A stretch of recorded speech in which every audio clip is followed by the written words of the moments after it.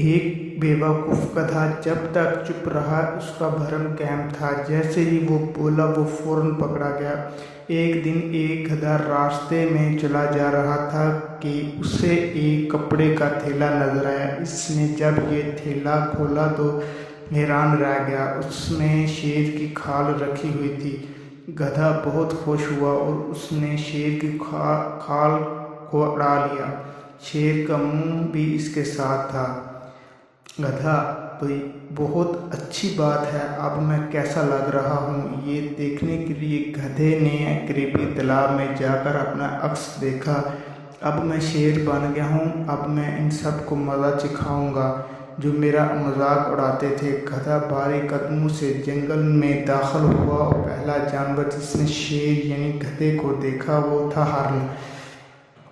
शेर हरण कांपते हुए बोला और खौफजदा होकर दरख्तों की तरफ भाग गया। कितना मज़ा आया। गधे ने अपनी कामयाबी पर खुश होकर कहा, इतने में देखा कि भी लोमड़ी आ रही है।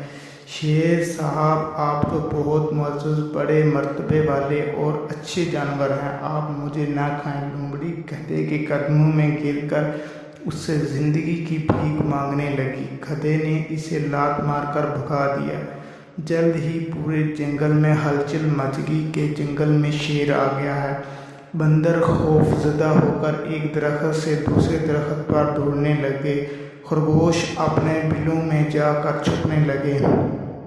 कितने मज़े की बात है, अब मुझे इन्हें शेर की तरह दहाड़कर डरा देना चाहिए, गधे ने अपने आप से कहा और फिर शेर की तरह दहाड़ा।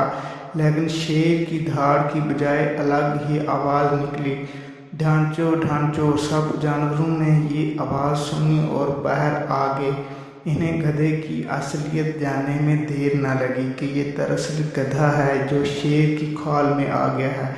सब जानवरों ने आकर गधे की वो दरगत बनाई कि मत पूछें इसका क्या हाल हुआ। इसके बाद गधे ने तौबा कर ली कि अब जंगल के जानवरों को तंग नहीं करेगा।